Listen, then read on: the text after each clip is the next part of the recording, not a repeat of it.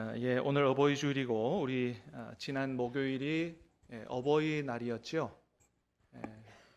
어떻습니까? 우리 자녀된 여러분들 지난 어버이날에 좀 부모님들께 감사의 인사를 좀 드리셨나요?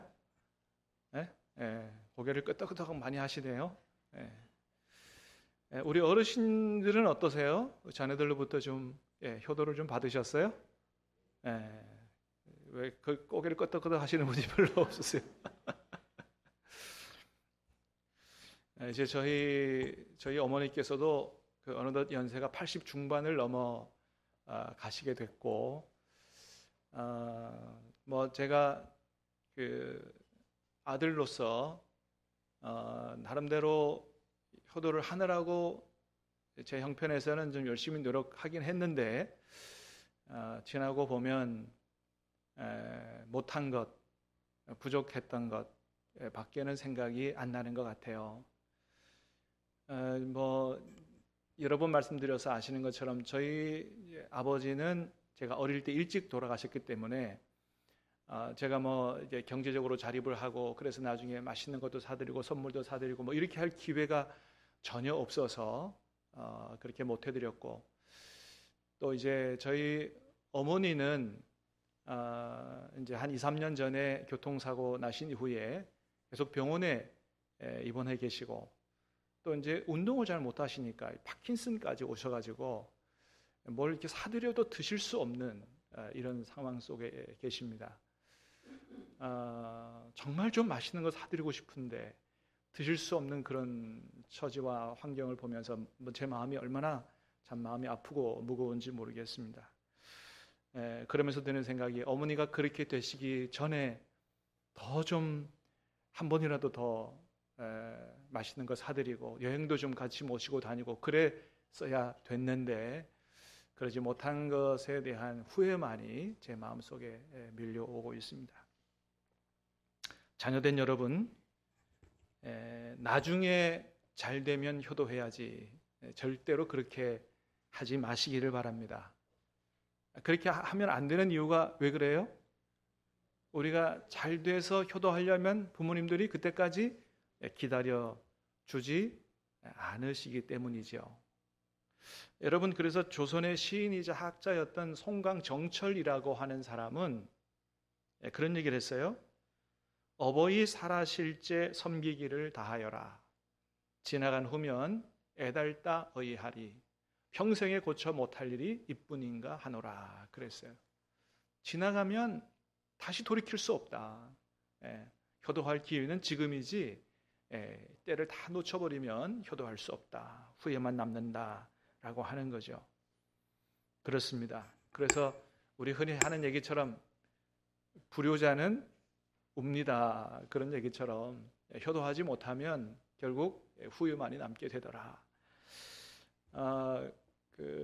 저는 이제 이번에 그 원주 어머니께는 뭐 그래서 꽃바구니만 보내드리고 제 아내와 함께 하동에 계시는 이제 장인어른한테 좀 다녀왔는데, 가서 좀 식사를 사드리고 용돈도 드리고 그렇게 했는데, 제가 갈 때마다 우리 장인어른께서는 저를 굉장히 반갑게 맞아주시지만 제가 보기에 이번에는 유독 저를 굉장히 얼마나 기뻐하시고 어버이날 그래도 찾아뵙고 인사드리는 게 그렇게 좋으셨는지 저희 장인어른 얼굴이 해같이 빛나시더라고요. 아주 얼마나 보기가 좋은지, 장인어른이 그렇게 좋아하시는 것을 뵈니까 저와 저희 집사람의 마음도 얼마나 기쁘고 참 행복한지. 그래서 이번에 다시 한번 좀 깨달은 게 있어요. 뭐 늘 아는 거였지만은, 여러분 오늘 말씀에서도 하나님 뭐라 그러셨어요? 효도하는 자녀에게 복을 주신다고 말씀을 하셨는데, 이 땅에서 장수하고 잘 되는 복을 주신다고 그랬는데, 설사 그렇게 되지 않는다 할지라도 효도하는 것 자체가 복이구나 하는 것을 다시 한번 깊이 깨달았습니다.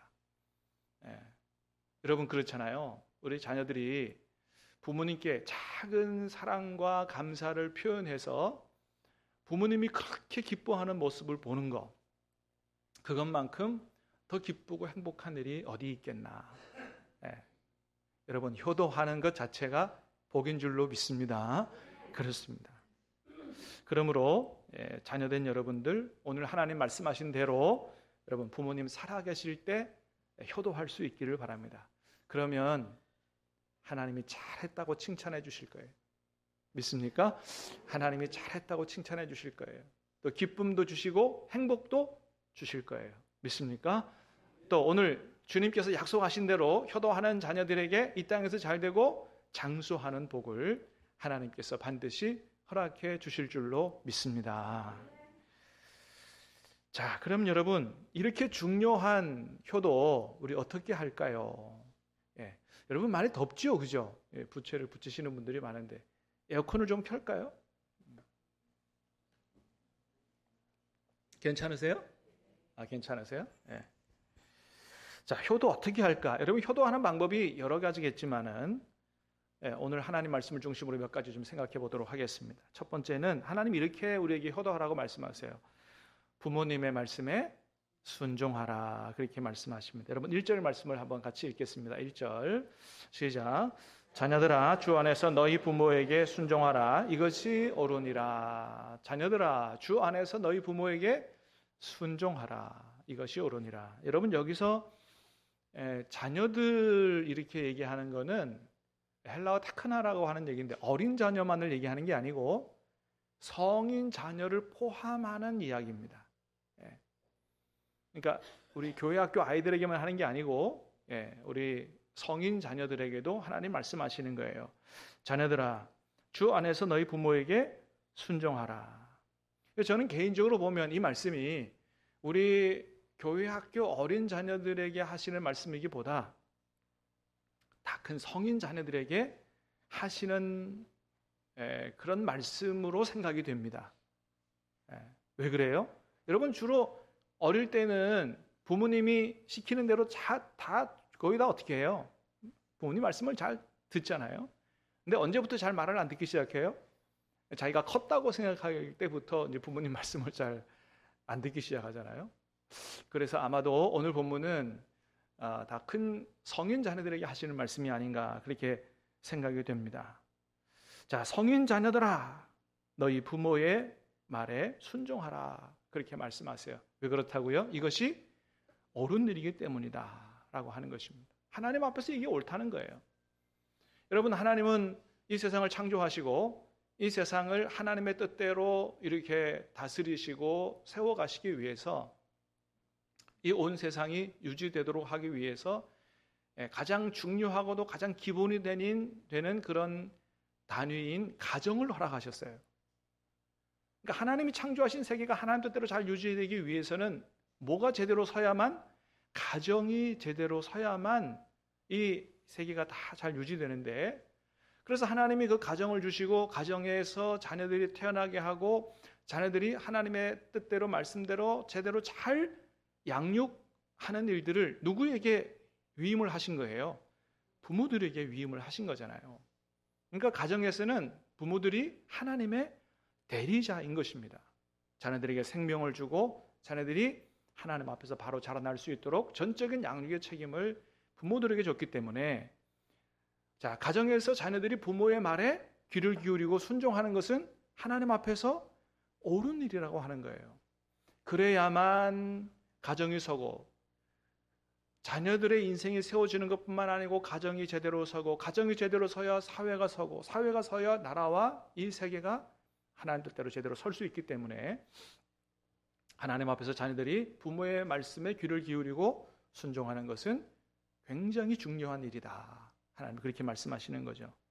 여러분 그래서 성경에 보면 자녀들이 부모의 말씀을 거역하는 것은 엄청나게 큰 죄라고 말씀하십니다. 여러분 우리가 늘 자주 읽던 말씀이 있죠. 로마서 1장의 말씀 한번 같이 읽겠습니다. 시작. 비방하는 자요, 하나님께서 미워하시는 자요, 능욕하는 자요, 교만한 자요, 자랑하는 자요, 악을 도모하는 자요, 부모를 거역하는 자요, 우매한 자요, 배악하는 자요, 무정한 자요, 무자비한 자라. 그들이 이 같은 일을 행하는 자는 사형에 해당한다고 하나님께서 정하심을 알고도 자기들만 행할 뿐 아니라 또한 그런 말을 행한 자들을 옳다 하느니라. 자, 이 말씀에 의하면 부모의 말씀을 거역하는 것은 뭐에 해당한다고 하나님이 정하셨다고요? 사형에 해당한다고 하나님이 정하셨다는 거예요. 그러니까 하나님 부모의 말을 거역하는 것이 하나님 앞에서는 이게 엄청나게 큰 죄라고 하나님 말씀하신다는 거예요. 디모데후서 3장에 가니까 말세가 되면 될수록 그런 일들이 더 자주 일어나게 될 것이다. 그렇게 말씀하세요. 디모데후서 3장 1절 2절입니다. 시작. 너는 이것을 알라. 말세에 고통하는 때가 이르러 사람들이 자기를 사랑하며 돈을 사랑하며 자랑하며 교만하며 비방하며 부모를 거역하며 감사하지 아니하며. 말세에 이제 말세가 되면 이런 일들이 일어나는데 그 중에 하나가 부모를 거역하는 거고 감사할 줄 모르는 일들이 일어나게 된다. 그러므로 사랑하는 여러분, 우리 하나님의 자녀들은 이런 말세의 세상 풍조를 본받지 말고 오늘 하나님 주시는 말씀을 우리가 생명의 말씀으로 하나님 말씀으로 받고 하나님 말씀하신 대로 부모님의 말씀에 귀를 기울이고 순종하는 그런 삶을 살아갈 수 있기를 주님의 이름으로 축복합니다. 그것이 하나님 앞에서 옳은 일이라는 거예요. 자, 그런데 여러분, 문제가 뭐예요? 부모님들이 하시는 말씀이 다 옳은 말씀이라면 그건 아무런 문제가 안 되죠. 그 말씀을 잘 듣고 그냥 그대로 순종하면 되죠. 그런데 부모님 말씀하시는 게 옳지 않은 경우도 있다고 하는 거죠. 그럼 그럴 때는 어떻게 해야 되느냐? 부모님 말씀하시는데 옳지 않은 말씀도 그럼 순종을 해야 되느냐? 다 그렇지는 않을 것입니다. 여러분 이번에도 그렇지만 제가 하동에 갈 때마다 저희 아버님께서는 뉴스를 보시면서 자꾸 화를 내세요. 예. 이 나라가 빨갱이 나라가 다 되어간다고 막 화를 내세요. 예.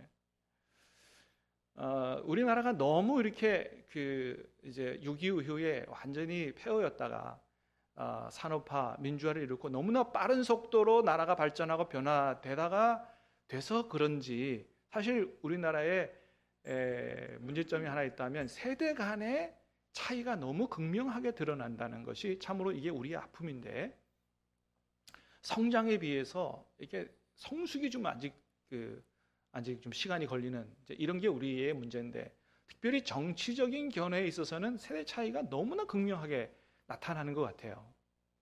저희 집만 해도 저희 장인어른의 생각과 제 생각이 다르고 또 제 생각과 저희 아이들의 생각이 또 달라요. 세대마다 다 달라요. 물론 완전히 다른 건 아니에요. 어느 부분에서는 다르지만 어느 부분에서는 똑같지만 또 어느 부분에서는 또 동의할 수 없는 그런 부분이 있기도 한 것이 사실입니다. 여러분, 그러면 그때 제가 어떻게 해야 될까요? 장인어른이 이게 TV를 보면서 이렇게 그냥 걱정하고 막 화도 내고 하는 거 보면서 장인어른 사실은 그건 그런 게 아니고요. 그거는 틀린 거고 이게 맞는 겁니다. 그리고 제가 장인어른하고 앉아가지고 정치적인 문제로 논쟁을 해야 되겠습니까? 그거는 제가 아무리 맞는 얘기를 한다고 해도 그건 틀린 겁니다. 그렇습니다. 여러분 그래서 2절에 보니까 뭐라고 말씀하세요? 2절에 보니까 2절 한번 보겠습니다. 시작. 내 아버지와 어머니를 공경하라. 어떻게 하라고요? 내 아버지와 어머니를 공경하라고 하나님 말씀하세요. 부모님들과의 관계에 있어서는 무엇이 옳으냐 틀리냐 이거보다 더 중요한 게 있다는 거예요. 뭐예요? 자녀들이 부모님에 대해서 공경하는 태도를 갖는 것이 이게 훨씬 더 중요한 것이다 라고 말씀하신다는 것입니다. 여러분 왜 우리가 부모님을 공경해야 돼요? 왜 우리가 부모님께 효도해야 돼요? 여러분 우리에게는 부모님이 여러 분 계시지 않아요. 부모님은 뭐예요? 딱 우리의 부모님 그분만이 우리의 부모님이세요. 둘도 없는 부모님. 그 부모님들이 우리에게 생명을 주셨고 또 우리가 홀로 서기 전까지 우리의 모든 전 인생의 모든 것들을 책임지시고 우리를 키워주신 분들이기 때문에 여러분 이런 분들에게 사랑과 존경을 드리지 못한다고 한다면 사랑과 존경은 어디 간지 없고 무엇이 옳으냐 틀리고만 따진다고 한다면 그게 어떻게 제대로 된 생각을 가진 사람이고 어떻게 그것이 구원받은 하나님 기뻐하시는 성도의 모습이라고 할 수가 있겠느냐라고 하는 것입니다. 여러분 그러므로 설사 우리 부모님의 세대가 공부를 많이 한 우리 세대보다 시대적으로 조금 뒤처진다고 해도 우리가 보기에 뭔가 좀 틀리고 뭔가 좀 부족함이 있다고 할지라도 여러분 절대로 자녀 세대가 부모님의 세대에 대해서 부모님들에 대해서 사랑과 존경을 잃어버려서는 안 되는 줄로 믿습니다. 하나님의 뜻이라고 하는 거죠. 여러분 지금은 뭐 세상을 떠나셨습니다마는 옛날에 신바람 박사라고 하는 별명을 가졌던 분이 계시죠. 황수관 박사님. 황수관 박사님이 강연을 하면서 이런 얘기를 했어요. 어느 날 아버지와 아들이 마당에 앉아 있는데 까치가 한 마리 날라와서 전깃줄에 앉았대요. 그걸 본 아버지가 아들한테 물었답니다. 아들아, 저게 뭐냐? 그랬더니 아들이 아버지, 까치예요. 근데 조금 있다가 아버지가 아들한테 또 물었답니다. 아들아, 저게 뭐냐? 똑같은 걸 두 번 보니까 아들이 조금 짜증이 났어요. 조금 짜증스럽고 퉁명스럽게 아버지, 저 까치예요. 근데 조금 있다가 아버지가 아들한테 또 물은 겁니다. 아들아, 저게 뭐냐? 그때 이제 아들이 짜증을 넘어서서 화가 난 거예요. 아니, 아버지 까치라니까요. 왜 자꾸 물어요? 그렇게 아버지는 이제 연세가 드시고 돌아가시고 나서 아들이 아버지의 유품을 정리하다가 아버지가 옛날에 쓰셨던 자기를 키우며 쓰셨던 육아일기장을 이렇게 보게 됐답니다. 자, 거기에 그렇게 써 있었대요. 아들이 3살이던 날 까치를 보고 나에게 물었다. 아버지, 저게 뭐예요? 나는 다정스럽게 아이에게 대답했다. 저거는 까치란다. 그래서 조금 있다가 아들이 또다시 나에게 물었다. 아버지, 저게 뭐예요? 나는 또다시 다정스럽게 아들에게 대답해줬다. 저거 까치야. 조금 있다가 그 아들이 나에게 또다시 물었다. 아빠, 저게 뭐예요? 나는 그래도 다정스럽게 아이에게 대답해줬다. 저거 까치야. 그렇게 아들은 그날 그것을 23번 물었다. 그렇게 써져 있던 일기장을 봤답니다. 그걸 본 아들이 아버지한테 너무 죄송해서 그저 눈물만 흘렸다는 그런 이야기가 있습니다. 여러분, 그래서 자식들이 언제 처리된다 그래요? 자기가 결혼하고 아이를 낳아서 키워보면 처리된다고 하지 않습니까? 아이를 낳고 키워봐야 우리 부모님이 나를 낳고 이렇게 밤새도록 잠도 못 주무시고 2시간마다 일어나서 나에게 우유를 먹였구나, 젖을 먹였구나. 키워봐야 한다는 거죠. 또 아이를 안고 몇 시간 동안 그 안고 팔이 끊어질 정도로 그 아이를 안아봐야 우리 어머니가 아버지가 이렇게 나를 안고 이렇게 팔이 끊어질 정도로 힘든데도 불구하고 나를 보고 기뻐하셨구나.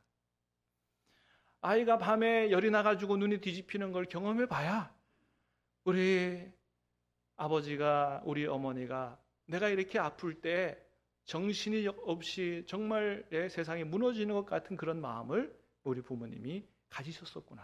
그런 것들을 깨닫게 되고 그때서야 비로소 정말 내가 부모님께 효도해야 되겠다는 생각을 하게 된다고 하는 거죠. 여러분, 우리가 부모님의 모든 말씀에 다 그대로 순종하기는 어려우나 여러분, 그럴 때라도 우리를 변함없이 사랑으로 길러주신, 또 사랑해서 말씀해 주시는 그 부모님의 말씀에 사랑과 존경을 가지고 귀를 기울이고 부모님을 공경하는 그런 저와 여러분들이 다 될 수 있기를 주님의 이름으로 축복합니다. 이것이 우리를 향한 하나님의 뜻이다 라고 말씀을 하시는 것입니다. 여러분, 그래도 이런 분들이 있을지 모르겠으면 나는 우리 부모에게 효도 못한다 이렇게 얘기할 수 있을 분이 있을지 모르겠어요. 주로 어릴 때 부모님에게서 큰 상처를 받았던 분들, 혹시나 부모님에게 버림을 받거나 또는 학대 수준의 그런 매를 맞으면서 자란 분들은 도무지 나는 내 부모를 용서할 수 없다 이런 분들이 계실지도 모르겠습니다. 여러분, 그런데 하나님은 성경에서 그런 경우는 예외다, 효도하지 마라 그런 말씀을 하지 않으시더라 라고 하는 거죠. 대신 여러분 오늘 본문에서 뭐라고 말씀하세요? 1절을 다시 한번 보겠습니다. 1절 시작.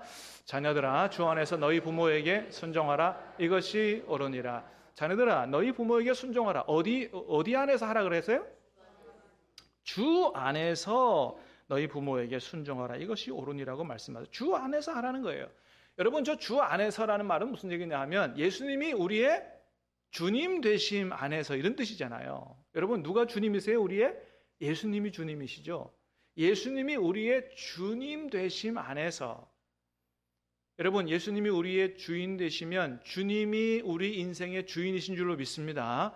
예수 그리스도의 주권적 통치 안에서, 예수 그리스도의 주권적 다스림 안에서, 예수님의 다스리심과 통치하심 안에서 주님 주시는 힘과 능력으로 그렇게 부모님께 순종하고 효도하라, 그렇게 말씀하시는 거죠. 여러분 예수님이 여러분의 주님이 되십니까?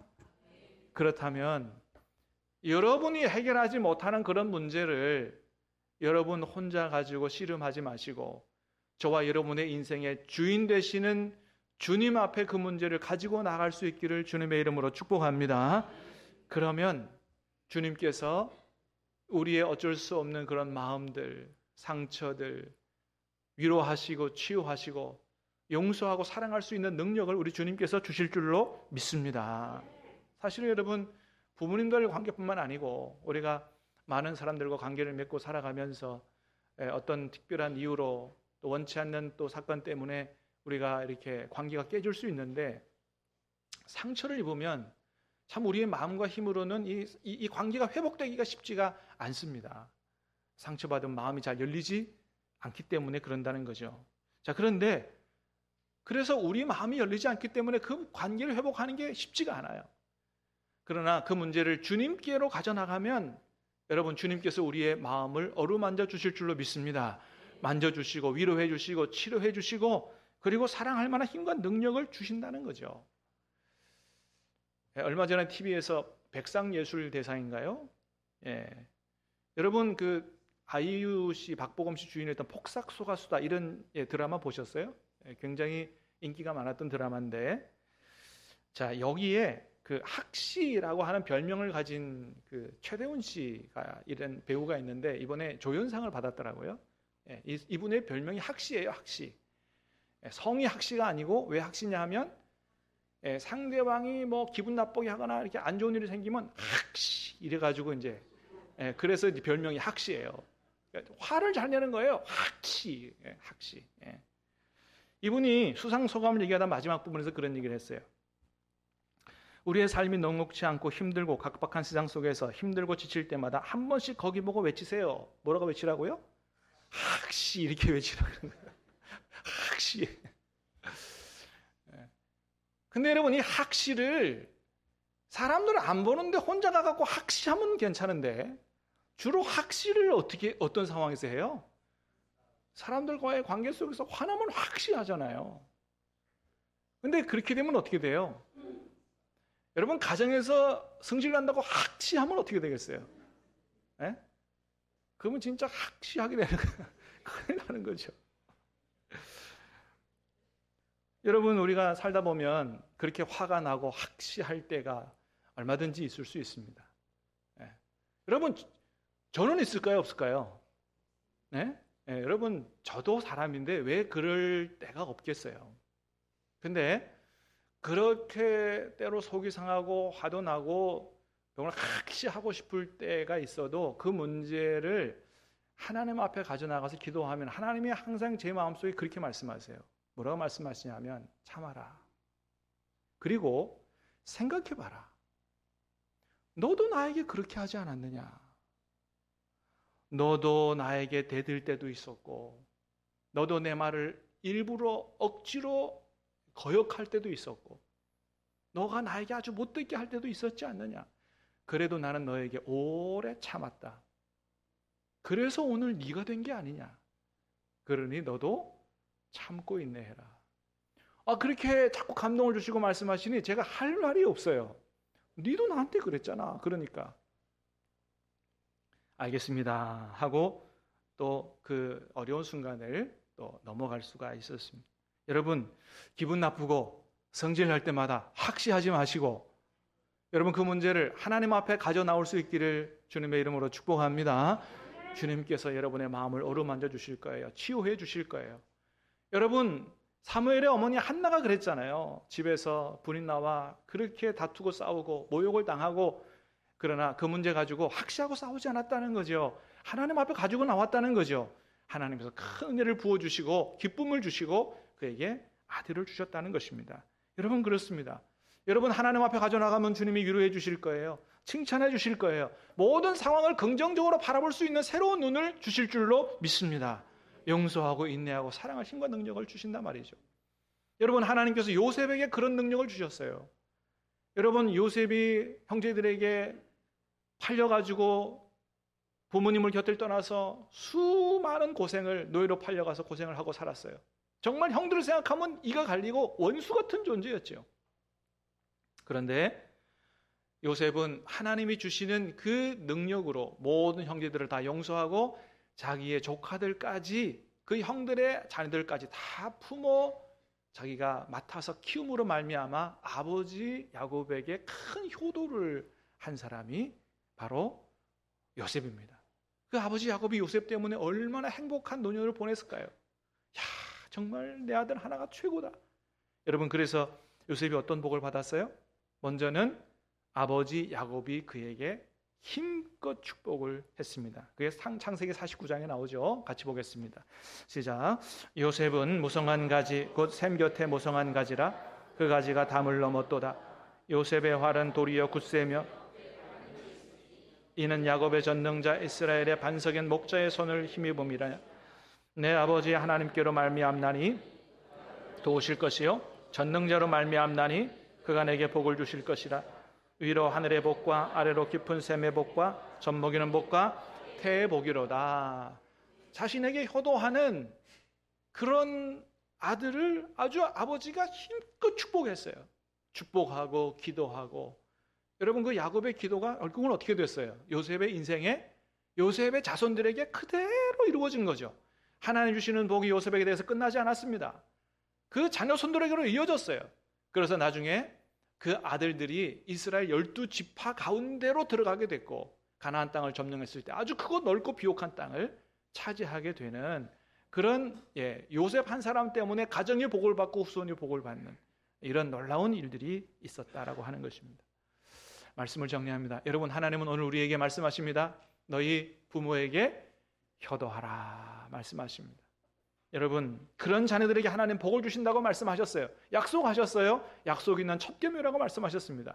하나님이 약속하신 것이니 그 약속을 하나님 반드시 지키실 줄로 믿습니다. 우리 신함교회 속한 모든 가정은 효도하는 가정, 우리 교회는 어르신들을 공경하는 하나님이 복 주시는 가정과 교회가 될 수 있기를 주님의 이름으로 축복합니다. 우리 같이 우리 어머니 마음 한번 같이 노래 부르고 한번 기도하겠습니다.